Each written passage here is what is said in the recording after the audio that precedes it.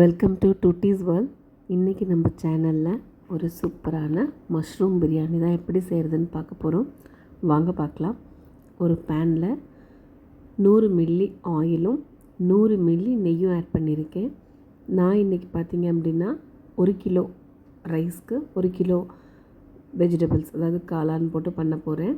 So அதுக்கு 200 milli oil R நெய் கரெக்டாக இருக்கும். நான் ஈக்குவல் குவான்டிட்டியில் 2 எடுத்திருக்கேன். கூடவே பார்த்திங்கன்னா ஹோல் ஸ்பைசஸ் 8 பீஸ் பட்டை, 8 பீஸ் கிராம்பு, 8 பீஸ் ஏலக்காய். தாளிப்புக்கு இது மட்டும் போதுமானது. அளவில் பார்த்திங்க அப்படின்னா பெரிய வெங்காயம் நான் 8 பீஸ் எடுத்திருக்கேன்.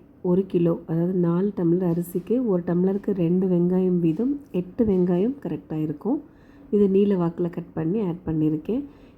வெங்காயம் பார்த்திங்க அப்படின்னா நல்லா பொன்னிறமாக வரணும். நம்ம போட்டதுலேருந்து பாருங்கள் லைட்டாக கலர் சேஞ்ச் ஆகிருக்கு. வெங்காயம் ஆட் பண்ணும் போதே பச்சை மிளகாவும் ஆட் பண்ணிக்கோங்க. சேம் 8 பச்சை மிளகா கரெக்டாக இருக்கும். பச்சை மிளகாவோட காரத்தை பொறுத்து தான் நம்ம மிளகாத்தூள் ஆட் பண்ண போகிறோம். ஸோ எப்படி காரமான மிளகாவாக இருந்தாலும் காரம் இல்லாத மிளகாவாக இருந்தாலும் நம்ம லாஸ்ட்டில் காரத்தை அட்ஜஸ்ட் பண்ணிக்க முடியும். பார்த்திங்கன்னா வெங்காயம் நல்லா பொன்னிறமாக வந்துருச்சு. இந்த ஸ்டேஜில் நான் 2 கைப்பிடி அளவு புதினா தலை ஆட் பண்ணிக்கிறேன்.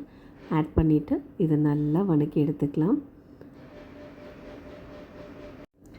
1 கிலோவுக்கு பார்த்திங்க அப்படின்னா நல்லா இறுக்கி பிடிச்ச மாதிரி 1.5 கை இருந்தாலும் ஓகே, லூஸான் அப்படியே சும்மா அள்ளி போடுற மாதிரி 2 கை இருந்தாலும் ஓகே, கரெக்டாக இருக்கும். இப்போ இது நல்லா சுருண்டு வந்துருச்சு.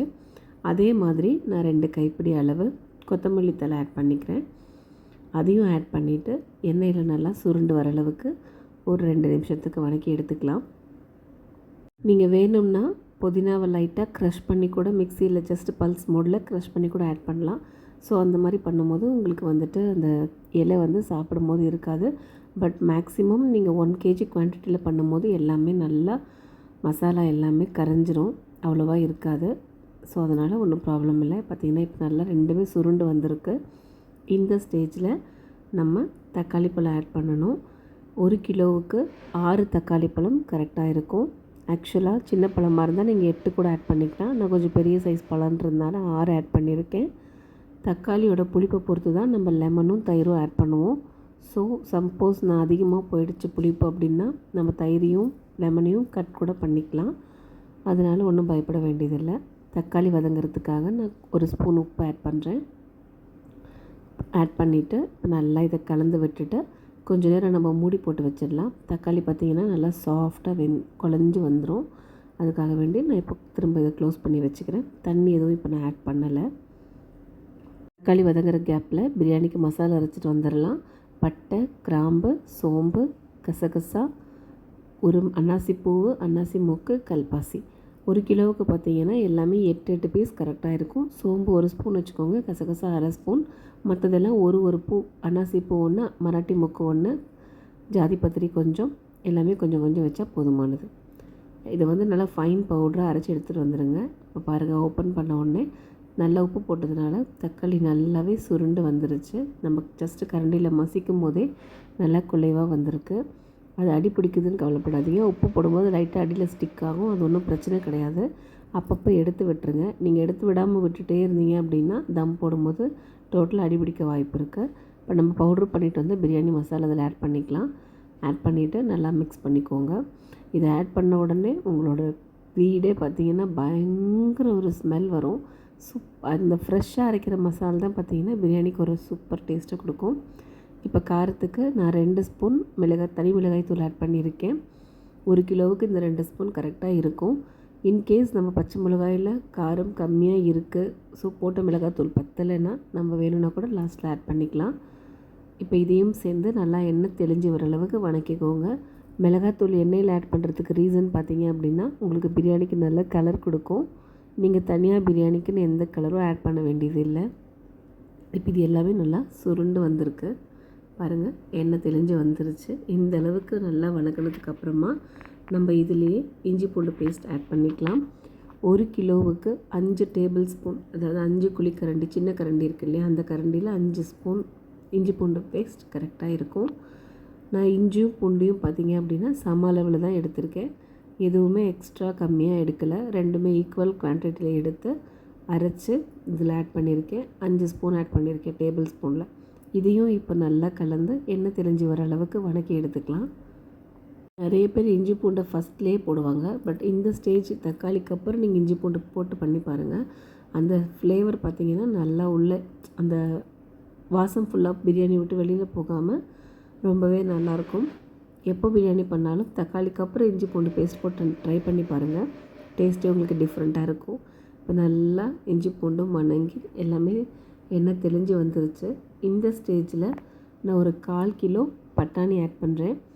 இன்றைக்கி நான் 1 கிலோ ரைஸ் எடுத்திருக்கேன்னு சொல்லியிருந்தேன். அரிசிக்கு 1 கிலோ அரிசிக்கு 1 கிலோ எதுவாக இருந்தாலும் சரி, நீங்கள் காய்கறி பிரியாணி பண்ணாலும் கறி பிரியாணி பண்ணாலும் நம்ம போடுற அரிசிக்கு தகுந்த ஆப்போசிட் ஐட்டம் போடணும். ஸோ நான் இன்றைக்கி காளான் பிரியாணி பண்ணுறதுனால 3/4 கிலோ காளானும் 1/4 கிலோ பட்டாணியும் எடுத்திருக்கேன். எதுக்காக பட்டாணி அப்படின்னா காளான் வெந்து குட்டி குட்டியாக அந்த கரைஞ்ச மாதிரி ஆகிடும். பட் நீங்கள் எவ்ரி பைட் வெறும் சாப்பிட்றத விட இந்த மாதிரி பட்டாணியோடு சேர்த்து சாப்பிடும்போது அதோட டேஸ்ட் ரொம்ப சூப்பராக இருக்கும். இந்த பட்டாணியை பார்த்திங்க அப்படின்னா நான் 8 மணி நேரம் ஊற வச்சுருக்கேன். குக்கரில் விசிலெல்லாம் விடலை. ஏன்னா குக்கரில் விசில் விட்டிங்கன்னா தோல் தனியாக பட்டாணி தனியாக கலண்டுரும். ஸோ தண்ணியை பாயில் பண்ணிவிட்டு இந்த பட்டாணியை போட்டு ஒரு 80% அதிலே குக் ஆகிற மாதிரி வேக வச்சுருக்கேன்.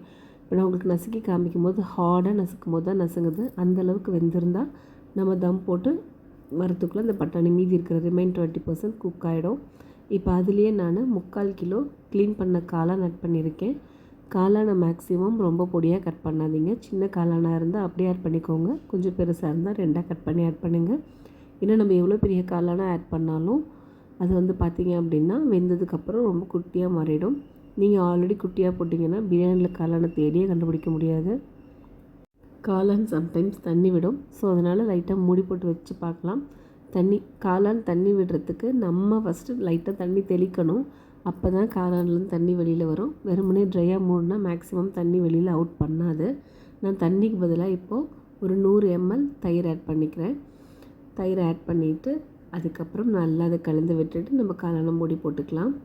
அப்படி மூடி போடும்போது நம்ம எக்ஸ்ட்ரா தண்ணிக்கு பதிலாக இப்போ தயிரே ஆட் பண்ணியிருக்கிறதுனால தயிரில் இருக்கிற மாய்ஸ்சரே பார்த்திங்கன்னா காளானுக்கு போதுமானது. தண்ணி விடுற காளானாக இருந்தது அப்படின்னா இந்த ஸ்டேஜில் தண்ணி விடும். ஸோ மூடி போட்டு ஜஸ்ட் ஒரு 2-3 மினிட்ஸ் வெயிட் பண்ணி பார்க்கலாம். பாருங்கள், அவ்வளோவா தண்ணி விடலை, பட் லைட்டாக இருக்குது. ஆனால் எல்லாமே ஒன்று போல் திரண்டு நல்லா எண்ணெய் தெளிஞ்சு வந்திருக்கு. இந்தளவுக்கு நல்லா வதக்கி எடுத்துக்கலாம். அது வதக்குற அந்த டேஸ்ட்டு தான் பார்த்திங்க அப்படின்னா ரொம்பவே பிரியாணிக்கு நமக்கு டேஸ்ட்டு, ஃப்ளேவர், ஸ்மெல் எல்லாமே கொடுக்கும். இப்போ நான் வாட்டர் ஆட் பண்ணிக்கிறேன். நான் இன்றைக்கி தம் டைப் தான் பண்ண போகிறேன். ஸோ நான் இன்றைக்கி வாட்டர் 1:2 ரேஷியோ தான் எடுத்திருக்கேன். 1 டம்ளர் அரிசிக்கு 2 டம்ளர் தண்ணி. ஸோ இன்றைக்கி 4 டம்ளர் அரிசிக்கு நான் 8 டம்ளர் தண்ணி ஆட் பண்ணியிருக்கேன். தக்காளி வதக்கும் போதே உப்பு போட்டிருந்தோம். இப்போ செக் பண்ணிவிட்டு பேலன்ஸ் உப்பு போட்டுக்கலாம். அதே போல் நான் ஒரு லைம் ஜூஸ் ஆட் பண்ணியிருக்கேன். நான் போட்டிருந்த தக்காளி தயிரோட புளிப்போட அளவு பார்த்திங்கன்னா ரொம்ப டாமினண்ட்டாக இல்லை, கரெக்டான அளவில் இருக்குது. ஸோ அதனால் நான் லெமனும் ஆட் பண்ணிக்கிறேன். உங்களுக்கு நீங்கள் போடுற தக்காளியோ அல்லது தயிரோ புளிப்பு அதிகம் படுத்திருச்சு அப்படின்னா நீங்கள் இந்த டைமில் செக் பண்ணிவிட்டு தேவைன்னா நீங்கள் லெமன் ஜூஸ் ஆட் பண்ணிக்கோங்க. தேவையில்லைன்னா விட்டுருங்க.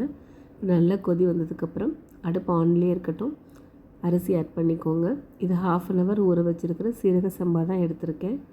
அரிசியை 2-3 வாட்டி நல்லா கழுவிட்டு ஆட் பண்ணிக்கலாம். அரிசி ஆட் பண்ண உடனே அடுப்பை இப்போ சிம் பண்ணாதீங்க. ஒரு கொதி வரட்டும், அதுக்கப்புறமா நீங்கள் வேணால் சிம் பண்ணிக்கலாம். நல்லா கொதி நான் இப்போ தம் போடுற ஸ்டேஜுக்கு வந்துருச்சு. பாருங்கள், அரிசியும் சாப்பாடும் லெவலாக இருக்குது. இதுதான் தம் போடுறதுக்கு ஒரு கரெக்டான மெத்தட். நான் கிளறும் போதே உங்களுக்கு தெரிஞ்சிருக்கும், வாட்டர் எக்ஸஸாக கிடையாது. ஸோ இந்த மாதிரி வந்ததுக்கப்புறமா எல்லாத்தையும் நல்லா ஒரு வாட்டி கலந்து விட்டுட்டு மேற்பகுதியை நல்லா சமமாக பரப்பி விட்டுட்டு நம்ம அடியில் ஒரு தோசைக்கல் வச்சு தம் போட்டுக்கலாம். நான் இந்த பாத்திரத்தை அடுப்புலேருந்து எடுத்துகிட்டு ஒரு தோசைக்கல்லை வச்சுட்டு அது மேலே இப்போ இந்த பிரியாணி பாத்திரத்தை தூக்கி வச்சுக்கிறேன். வச்சதுக்கப்புறமா திரும்பவும் ஒரு மூடியை போட்டுட்டு அது மேலே ஒரு வெயிட் கொடுத்துருங்க. நீங்கள் வெயிட்க்கு என்ன வேணாலும் வைக்கலாம். நான் இன்றைக்கி ஆட்டுக்கல் தான் வச்சுருக்கேன். ஸ்கீம் வெளியில் போகாமல் இருக்கணும். எனக்கு இந்த பாக்ஸ் பார்த்திங்கன்னா எந்த பக்கமுமே ஸ்கீம் அவுட் ஆகாது. உங்களுக்கு ஆகிற மாதிரி இருக்குதுன்னா மேலே ஒரு டவல் போட்டு அதுக்கு மேலே மூடி போட்டு வைங்க. அப்போ வெளியில் போகாது.